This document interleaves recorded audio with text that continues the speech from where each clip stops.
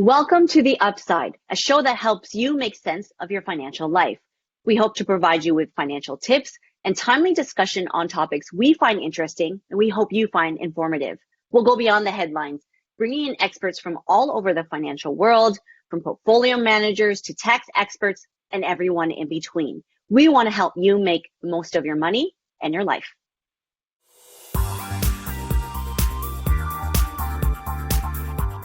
Welcome to the show. I'm Emily Annuovo. We are living in such unique times right now, as many of us are working from home and staying indoors as much as possible as we deal with this global pandemic around us. And now, as we have more time on our hands, this truly is a great opportunity to focus on our financial and investing goals. Everyone's situation is different, so the key here is to have a strong financial foundation to make successful money decisions. On today's show, we're going to talk about the 5 money musts you should consider during uncertain times like these. And to share those 5 tips is Kelly Lannon. Kelly is Vice President of Young Investors for Fidelity Investments in the US. She's based out of Boston and joins us over video conference. Kelly, so happy to see you. Hi, Emily. So nice to see you. Thank you so much for having me. How you holding up with everything? You know, doing the best I can. I guess this is the new normal, working from home, speaking to people over video conference. So I really appreciate your time. No, I'm so excited. Thanks again.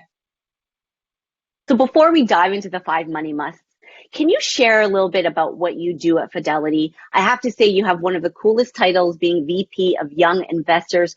So what does that role entail?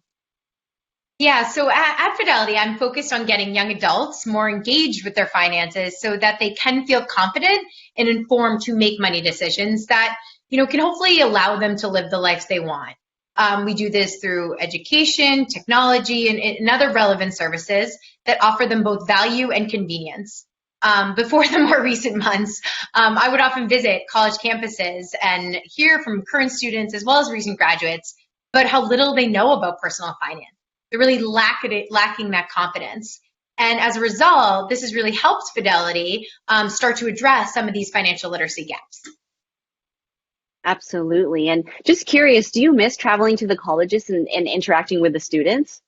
Oh, so much. I think we all miss traveling anywhere, but yeah, no, I especially miss that part of my job. But, thanks to technology, I have been able to do a couple of my sessions via video. And yes, while it still is great to connect, I do miss interacting directly with people in person. And, I think this is something that we can all relate to. But I am definitely still thankful I have the opportunity to reach people because as you already alluded to, Emily, like maybe now more than ever, people are really looking for help when it comes to their money, especially college students. For sure. Can you share a bit about how Fidelity is trying to address financial literacy? Because I know it's such an important message. Yeah, I think that's important. And, as I already spoke to, we are committed to providing education, information that helps people develop their money confidence and skills. And what we want to do this in a way that is engaging and fun, for example, like this Upside video. While many know Fidelity for investing, we do so much more. We also provide education on fundamental concepts like budgeting and building an emergency fund, starting to build credit. And it all starts with the understanding of these 5 money musts. And given the impact of COVID-19 pandemic, including market volatility, obviously a lot of young people are worried about their financial future. Can you share a bit about your own experience when you graduated from college? Because I know you went through similar things. Yeah, and to all those who are graduating out there, I know how tough it is to not be able to walk across that stage in front of your family members. It's still unknown to so many if this is even going to happen. There's so much uncertainty, and I for sure, know how unsettling this can be. As I think I've shared before, I graduated in the middle of a recession in the US. I think our commencement speaker, he literally said to us in front of our entire audience, like, all your dreams can come true, just maybe not right now. So I know how hard a time this is, and it's hard for so many people, especially that class of 2020 and other young adults. And it has many of us thinking about our money, and sometimes it is all about going back to the basics. So the 5 money musts, first of all, why those 5 topics? Yeah, so when we were first developing this curriculum, we started to talk to current college students, but more importantly, those recent graduates. And we asked them, What are the topics that if you knew just a little bit more about could drive a lot more confidence once they did graduate college and enter the quote unquote real world? Those topics that folks told us that they didn't really understand but certainly wish they did included budgeting, credit, debt, investing, and retirement. I mean, even me, when I think back to when I graduated and I literally thought my debit card was a credit card. I know you can laugh, you can make fun of me. I thought it was the same thing. I just didn't understand how to use credit cards smartly and that it can help you build a solid credit history. And I wish that I had some sort of education while I was in school to help me feel a lot better once I was out. For sure, for sure. And not laughing at you. I know there's probably a lot of people that could relate to that. So, that's why you're here. Let's dive into the 5 money musts. Let's talk about the first money must. What is that? Yeah, so the first money must that we always center around is budgeting. I know that it's a topic that makes many people want to stop before they even start. And, so many of us have probably tried to give budgeting a try and then given up. But Fidelity's approach here in the US does have some wiggle room. So when I talk about budgeting, I refer to something called the 50-15-5 rule, 50-15-5 rule, which is a guideline on how to allocate your money each month. 50% on your essentials, those things you simply cannot live without, 50% on retirement savings, and 5% on short-term savings, and more specifically, an emergency fund.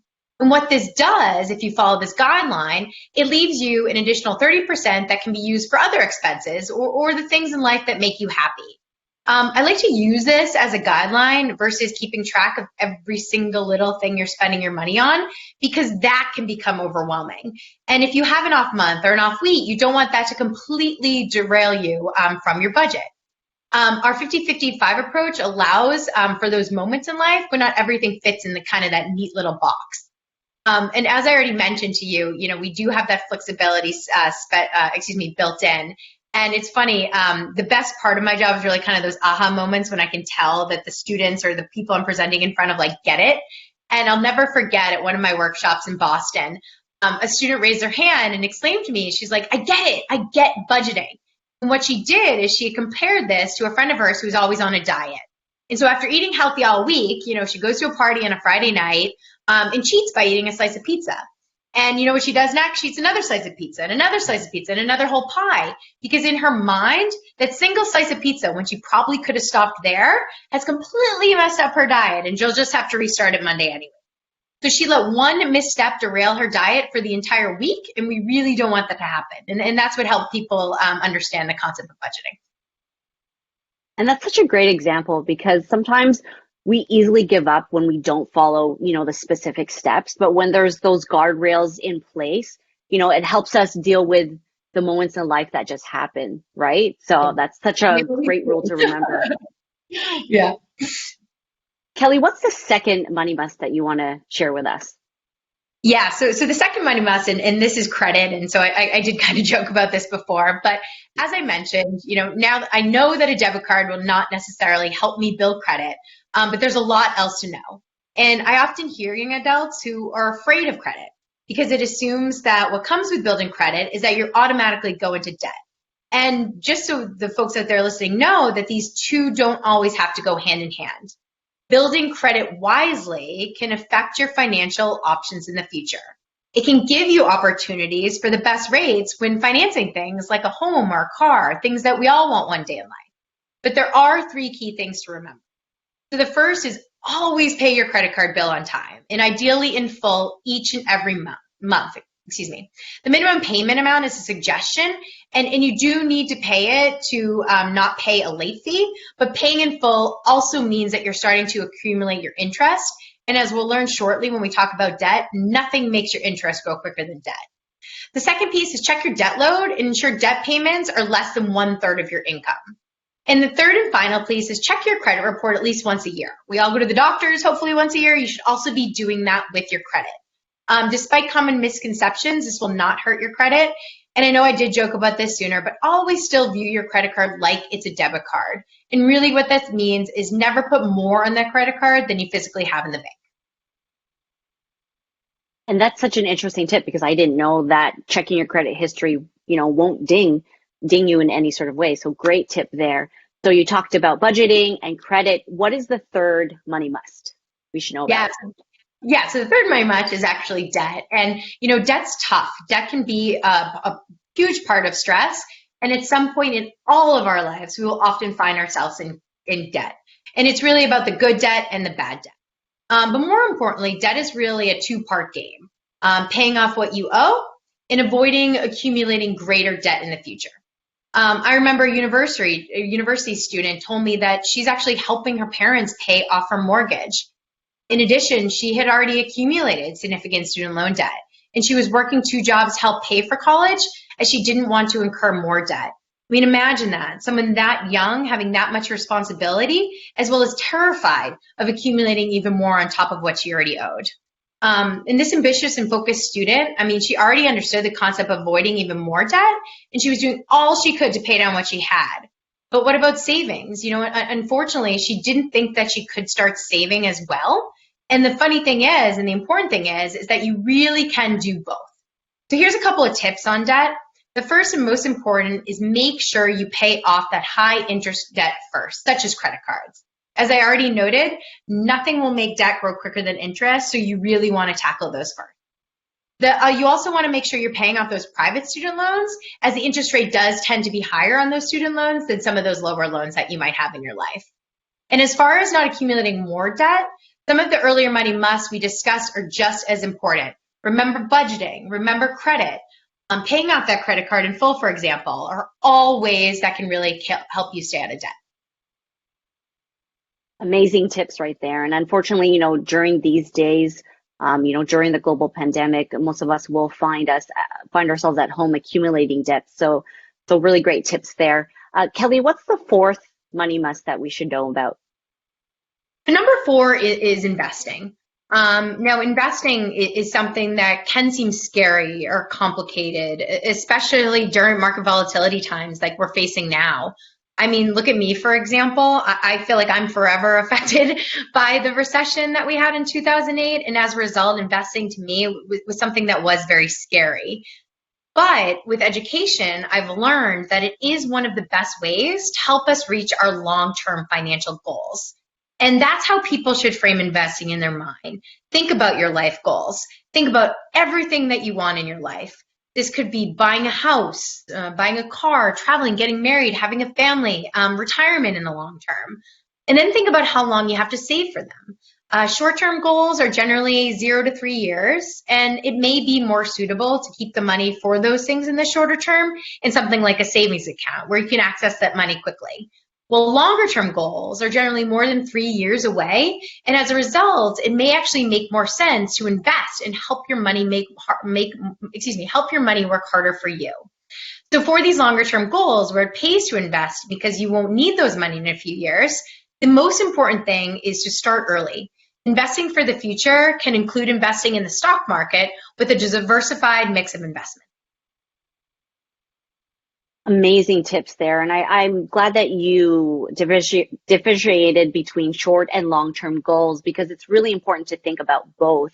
And like you said, investing can seem scary, but the earlier you start, the better, right? So Yeah, Kelly, exactly right. just curious to know what you would say to someone who is worried about market volatility right now. Yeah, so let's use an example for someone who is younger and they're investing for their retirement. So this young adult, they have at least 30 years away before they plan to they plan to retire. And so the good news is that they do have time on their side. And as a result, they don't necessarily have to react to every market change, because this is going to happen. One thing we can never do is we can never predict the stock market. And in addition, and this is important, especially for those who are listening, regardless of age, is that historically, market setbacks are typically followed by market recoveries. And while it may feel natural to panic in situations such as this, something I completely get, it is important to have patience in any decisions that involve your investment. They should actually take advantage of this time when they have interest in order to start getting more educated on what they can do now. Those are all great suggestions. I know a lot of people right now have a lot of time on their hands and are trying to find more productive ways to spend their time. So learning about investing is definitely a great one. Kelly, what's next for the 5 money musts? Yeah, so the fifth and final piece, and something that we've touched on a little bit, is retirement. So when you do get your first job out of college, retirement can seem far away, and you likely have competing priorities for your paycheck, like such as getting your first apartment, for example. However, saving for retirement from the first day of your first job gives you a huge head start thanks to the magic of compounding returns. So I'm sure we've all heard of compounding before. I remember when I was young and we talked about compound interest in elementary school. But what compounding does is it gives your money a boost to potentially double or triple over many years. It begins when the investment earns a return that is then added into that investment. When those returns continue to be added to the investment, which can be powerful over time. And that is it. The key ingredient is time. Time is on your side. And so beyond compounding in time, here are just 4 things to consider to give yourself a financial boost. The first is open an account, okay? It's never too early to get started. Have a dedicated place to start saving for your retirement. If your job does offer a retirement savings plan, this could be a great opportunity for you to enroll. The second is make saving automatic and build up your retirement without even thinking about it each and every month. The best option is if the money is automatically deducted from your paycheck. You can't spend money you never really even see. The third is meet the match if your employer offers one to your workplace retirement savings plan. Don't leave free money on the table. And finally is if you are already saving, maybe consider bumping up your contribution a percentage or two. This can coincide with a bonus or a new job opportunity, and definitely take advantage of that. Some really great suggestions there on compounding, Kelly. What I will take away is that don't leave free money on the table, right? And start early. It's never too late. Kelly, thank you so much for sharing the 5 money musts. I really appreciate your time today. No, thank you. And, this is a hard time for many people out there. We understand that at Fidelity, and it has many of us thinking about our money. And sometimes it really is about going back to basics. And I hope kind of these 5 money musts can help people feel a little bit more control in their approach to money. Absolutely. Thanks so much. And thank you for watching. If you like this episode of The Upside, please give it a like, and you can catch more episodes of The Upside on our Fidelity Canada channel. Thank you again for watching, and I'll see you next time on The Upside.